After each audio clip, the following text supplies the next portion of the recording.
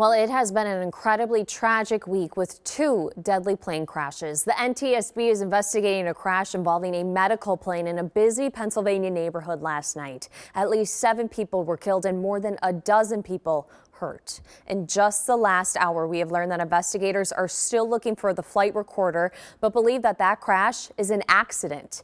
It comes as recovery crews and divers in Washington, D.C. continue to search for remains and clear wreckage from the Potomac River in Washington.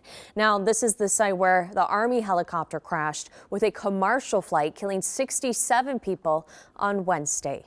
Investigators say that they have recovered 41 bodies so far. Jen Sullivan has the latest on both of these crash investigations. The National Transportation Safety Board now investigating 2 deadly plane crashes just days apart. The first, an American Airlines plane and U.S. Army Black Hawk helicopter colliding in Washington, D.C. Wednesday night.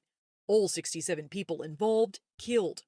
The latest involving a medevac jet, which crashed into a neighborhood in northeast Philadelphia Friday night, causing a fiery explosion on the ground and terrifying people nearby. Oh my goodness. All I could see is a big ball of flames in the sky. And it shook the entire building. The whole building shook. I was in shock. I'm still in shock. Like, this is insane.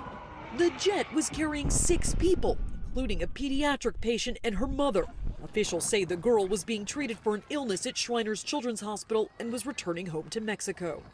It was only afloat for a very short period of time before something went terribly wrong and it crashed. At least 1 person was killed on the ground and more than a dozen injured, according to officials. The city is working around the clock to keep people safe, to understand what happened.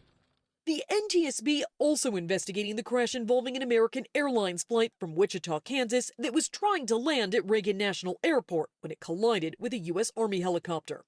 An internal preliminary report from the FAA shows staffing was, quote, not normal for the time of day and volume of traffic, according to the New York Times.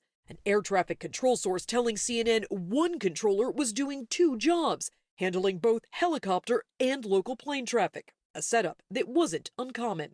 I'm Jen Sullivan reporting. As both investigations move forward, you can find the latest right here on KARE 11 and online at KARE11.com.